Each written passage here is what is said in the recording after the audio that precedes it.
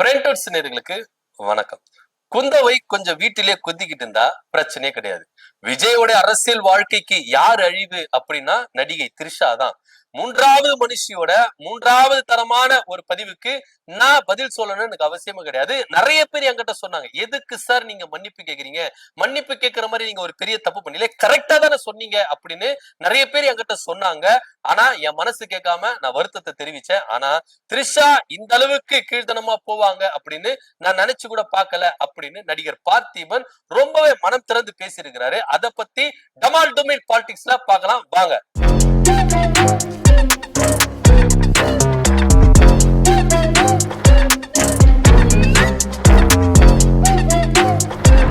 நடிகர் பார்த்திபன் ஒரு நிகழ்ச்சியில கலந்துகிட்டு என்ன சொல்றாரு, குந்தவை கொஞ்சம் குந்திக்கிட்டு இருந்தா பிரச்சனை கிடையாது, அவங்க வெளியே வந்ததுனாலதான் இவ்வளவு பிரச்சனைக்கு காரணம் அப்படின்னு எப்ப சொன்னாரு அப்படின்னா, விஜயும் திரிஷாவும் ஒரு திருமண நிகழ்ச்சிக்கு கலந்துகிட்டாங்கல்ல, அதுல சொல்லியிருந்தாரு. ஆக்சுவலா அது வந்து அவர் இன்டர்னே கிடையாது அப்படின்னு சொல்லிட்டாரு. என் நோக்கமே கிடையாது, நான் ஒரு நிகழ்ச்சிக்கு போறேன், பின்னாடி திரையில வந்து போட்டோ போடுறாங்க, ஒவ்வொருத்தரும் போட்டோ போட்டாங்க, அதுல த்ரிஷா போட்டோ வந்தது, அதுல பிரியங்கா தான் குந்தவை குந்தவைன்னு சொல்லியிருந்தாங்க. சோ அதை நான் கனெக்ட் பண்ணி உடனே ஆன்சர் கொடுக்கணுமேன்றதுக்காக ஒரு டைமிங்க்கு ரைமிங்காக நான் பேசினேன். மத்தபடி என் உள்நோக்கம் த்ரிஷாவை அட்டாக் பண்ணணும் அப்படின்றது துளி கூட கிடையாது அப்படின்னு சொல்லியிருக்கிறார்.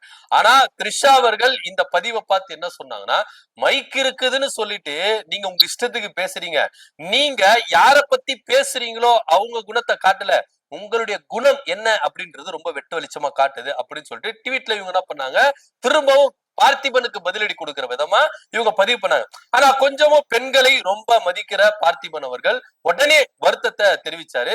நான் இதை வேணும்னு சொல்லல, ஒரு யதார்த்தத்துக்காக நான் சொன்னேன், உங்க மனசு புண்பட்டு இருந்தா சாரி அப்படின்னு சொல்லிட்டு வருத்தத்தை தெரிவிச்சாரு. யாரோ எடுத்த வீடியோ மூலம் அது வெளியாகி சிலருக்கு வருத்தத்தை ஏற்படுத்தி இருக்கிறது என்பதை உணர்ந்து அதற்காக நானும் என் வருத்தத்தை மனப்பூர்வமாக தெரிவித்துக் கொள்கிறேன். சோ இப்படியா போயிட்டு இருக்கும் பொழுது இந்த விஷயம் ரொம்ப பூதாகரமா என்ன பண்ணிருக்கு, கிளம்பிருக்கு.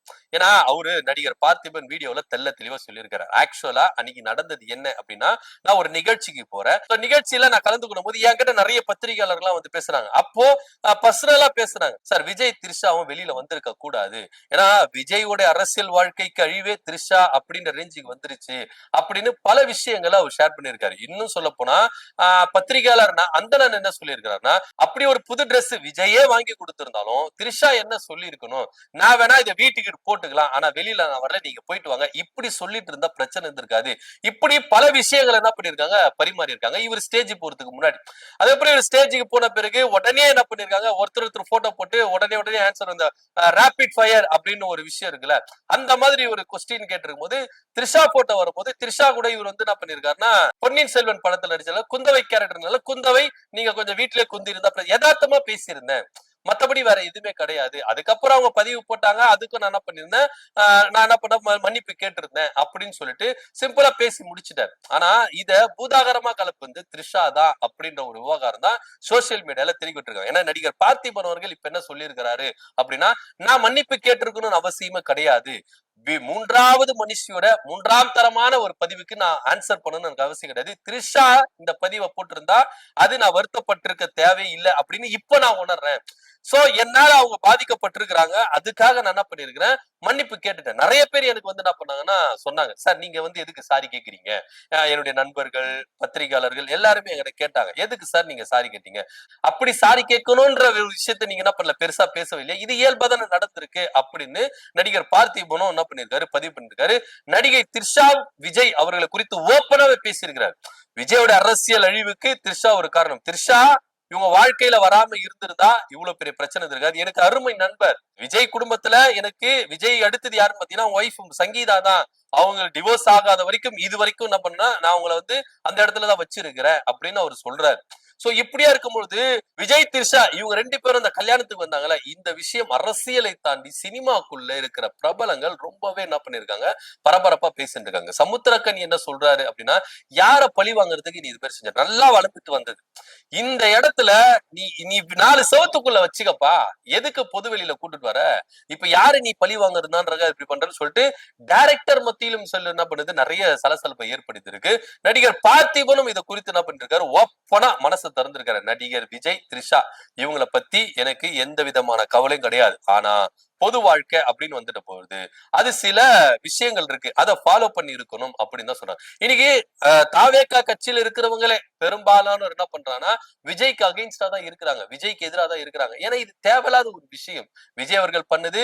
நிறைய அவரு சொல்றாரு, பார்த்திபன் சொல்றாரு, விஜய்க்கு கரூர் விவகாரத்துல எவ்வளவு பெரிய பாதிப்பு இருந்தது, அப்ப கூட ஒரு மதிப்பு குறையவே கிடையாது. ஸ்டாண்டா இருந்தாங்க, எல்லாருமே ஸ்டாண்டா இருந்தாங்க, விஜய்க்கு ஆதரவா இருந்தாங்க, இன்க்ளூடிங் சினிமா துறையிலும் விஜய்க்கு ஆதரவா இருந்தாங்க.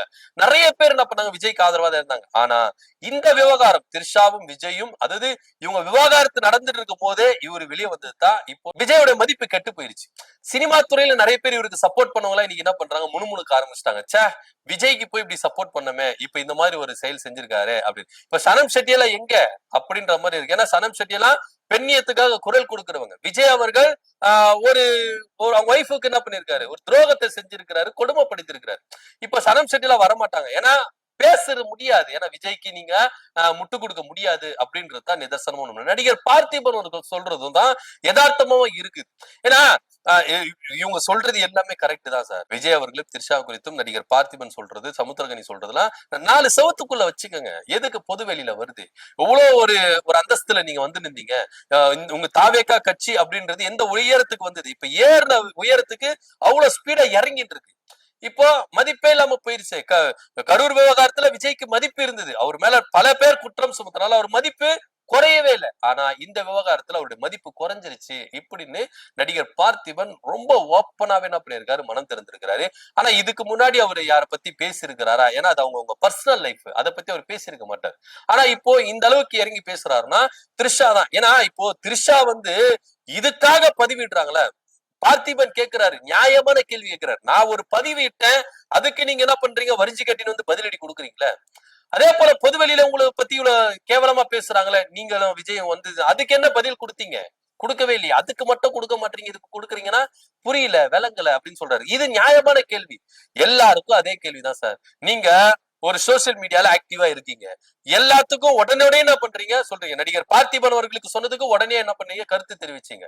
ஆனா உங்களை பற்றியும் விஜய் பற்றியும் பொதுவெளியில இப்படி பேசுறாங்களே, அதுக்கு எதுனா வந்து உடனே என்ன பண்றாங்க, ஃப்ரெண்ட்ஸ்னா ஒரு எல்லை இருக்கு சார் ஃப்ரெண்ட்ஸுக்கும்.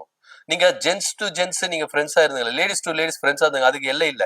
ஆனா ஒரு லேடிஸும் ஜென்ஸும் ஃப்ரெண்ட்ஸ்னா அதுக்கு ஒரு எல்லை இருக்கு. அதுவும் மனைவி கணவன் அப்படின்னு வந்துட்டு பிறகு சில வரைமுறைகள் இருக்கு. என்னதான் ஃப்ரெண்ட்ஸா இருந்தாலும் சில வரைமுறைகள் இருக்கு, அதுல எந்த வித மாற்று கருத்தும் இல்ல அப்படின்றதுதான் நிதர்சனமான உண்மை. சில தாவேகாவினர் என்ன பண்ணுவாங்க, ஃப்ரெண்ட்ஸ் சொல்லுவாங்க. ஒரு குடும்பத்தை கெடுக்கிற அளவுக்கு ஒரு ஃப்ரெண்ட்ஷிப் இருக்கணுமா அப்படி. இதெல்லாம் பத்திரிகையாளர் அந்தனன் கேட்கிறாரு. ஏன்னா அவர் சொல்றாரு, நடிகர் விஜயே வந்து அந்த ட்ரெஸ் மேட்சிங்கான ட்ரெஸ், புது ட்ரெஸ் வாங்கி கொடுத்தாலும் த்ரிஷா என்ன சொல்லிருக்கணும், இதை நான் வீட்டுல போட்டுக்கிறேன், பொது வெளியில நான் வரமாட்டேன், நீங்க போயிட்டு வாங்க சொல்லி இருக்கணுமா இல்லையா?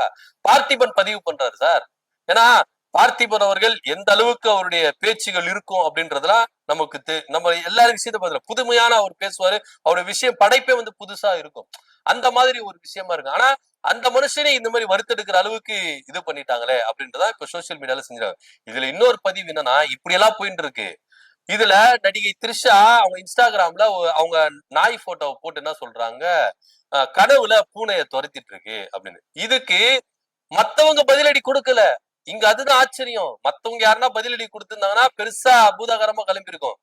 சில தாவேகா கட்சியினரே பதிலடி கொடுத்திருக்காங்க. ஏமா, ஒரு நாய் கனவு கண்டதெல்லாம் எடுத்து நீ இது மாதிரி போட்டுட்டு இருக்கிய, எங்க தலைவரு சிஎம் ஆகணும்ன்ற ஒரு கனவு காண்டு இருக்கிறாரு, அந்த கனவை சதைக்கிறதுனே வந்திருக்கிறியாமா அப்படின்னு நிறைய டிவிகே கட்சி நிர்வாகிகள் நிறைய பேர் என்ன பண்றாங்க, த்ரிஷாவுக்கு பதிலடி கொடுத்துட்டு வராங்க. நீங்க இப்ப இவங்களுக்கு வந்து என்ன பண்ணுது, அறிவு கண்ணு திறந்திருக்கு. யாரு காரணம், விஜயோட அரசியல் வாழ்க்கையை கெடுக்கிறதுக்கு யார் காரணம்ன்றது டிவிகே கட்சியில சில பேருக்கு இனிதான் தெரிஞ்சிருக்கு. பதிலடி கொடுத்துட்டு வராங்க த்ரிஷாவுக்கு. ஏமா, உன் நாய் கனவுலாம் நீ வச்சுக்கமா, அது உன்னோட வச்சுக்க, ஏன் தலைவருடைய கனவை சதைக்கிறதுக்குன்னு வந்திருக்கியாமா, அதை கூட கொஞ்சம் கூட நினைச்சு பார்க்காம இது மாதிரி பொதுவெளியில வந்துட்டியே அப்படின்னு சொல்லிட்டு நிறைய பேர் பதிலடி கொடுத்துட்டு இருக்காங்க. இதுதான் இவங்களுடைய நிலைமையா இருக்கு. விஜயும் த்ரிஷாவும் 4 செவத்துக்குள்ள இருந்துட்டா பிரச்சனை கிடையாது. இது பொதுவெளிக்கு வந்துட்ட பிறகுதான் இவ்வளவு பெரிய பூதாகரமா கிளம்பி இருக்கு. விஜய்க்கு தேர்தல் நெருங்குற டைம்ல இப்படியான ஒரு விஷயம் நடந்திருக்குது அப்படின்றதா பெரிய விஷயமா இருக்கு. நடிகர் பார்த்திபன் ஒரு விஷயத்த சொன்னா உடனுக்குடனே வந்து பதிவிடுற த்ரிஷா அவர்கள் ஏன் உங்க 2 பேர் சம்பந்தப்பட்ட விஷயத்துல நீங்க மௌனம் காக்குறீங்க, ஏன் இதுக்கு குரல் கொடுக்க மாட்டேன்றீங்க? இப்படியான பல கேள்விகள் கேட்கப்பட்டிருக்கு. இத பத்தியோட கருத்து என்ன அப்படின்றத கீழே கமெண்ட் பண்ணுங்க. நன்றி, வணக்கம்.